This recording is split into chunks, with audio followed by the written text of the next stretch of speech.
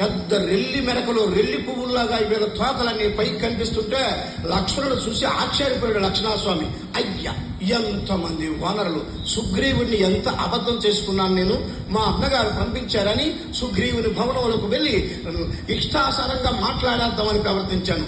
నేను నా యొక్క కోపాన్ని నిగ్రహించుకొని నేను ఆగడం ఎంత మంచిదయింది. ఎన్ని కోట్ల మందిని తీసుకొచ్చాడు సుగ్రీవుడి కృతజ్ఞతాభావంతో.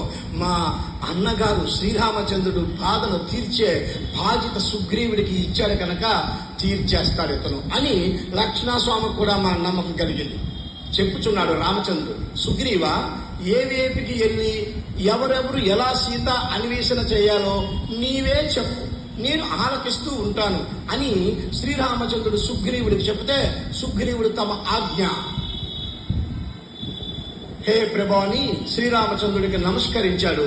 నమస్కరించినప్పుడు ఒక్కొక్క దానికి 4 దిక్కులు, 4 దిక్కులకి కొన్ని కోట్ల మంది వెళ్ళాలి, పంపకాలు వేయాలి. ఒక దిక్కుకి ఒక రాజుని ఎంపిక చేయాలి.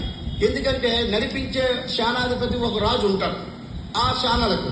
అలాంటప్పుడు సుగ్రీవుడు ఏం చేశాడంటే నలుగురిని పిలిచాడు.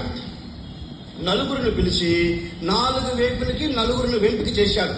సేనలను నడిపించడం కొరకు ఈడు ఇటు ఇతను ఇటు ఇతను ఇటు ఇతను అని నలుగురిని తీసుకొచ్చాడు. ఎవరెవరిని పిలిచాడు సుగ్రీవుడు? విందర్ని పిలిచాడు.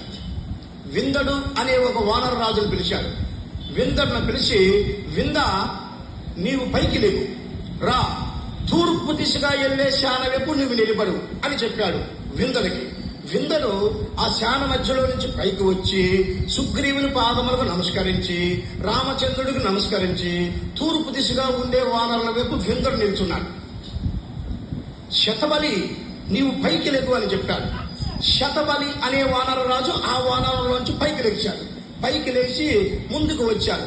సుగ్రీవుని పాదములకు నమస్కరించి పడమటి దిక్కు వెళ్లే వానరుల వైపు నువ్వు నిలబడు అని శతబలికి చెప్పాడు. ఈ శతబలి అనే వానర రాజు పడమటి దిక్కు వెళ్లే వానరుల వైపు శతబలి నిల్చున్నాడు. సుషేన నీవు పైకి లేవు అని సుషేనుడు అనే వానర రాజును పిలిచాడు సుగ్రీవుడు. ఆ యొక్క వానరులు, కోట్లాది మంది వానరుల నుంచి సుషేనుడు పైకి నిలబడి ముందుకు వచ్చి సుగ్రీవుని యొక్క పాదములకు నమస్కరించాడు. నమస్కరించి, సుషేన నీవు ఉత్తర దిశగా వెళ్లే వానరుల యొక్క ముఖద్వారంలో నిలబడు అంటే సుషేనుడు ఉత్తర దిశగా వెళ్లే వానరుల వైపు కోట్లాది మంది వైపు సుషేనుడు నిలబడ్డాడు. దక్షిణ దిశ ఉంది కదా, అంగద అని పిలిచాడు. అంగద అనే ఒక వానరాజును పిలిస్తే కోట్లాది మంది వానరుల మధ్యలో నుంచి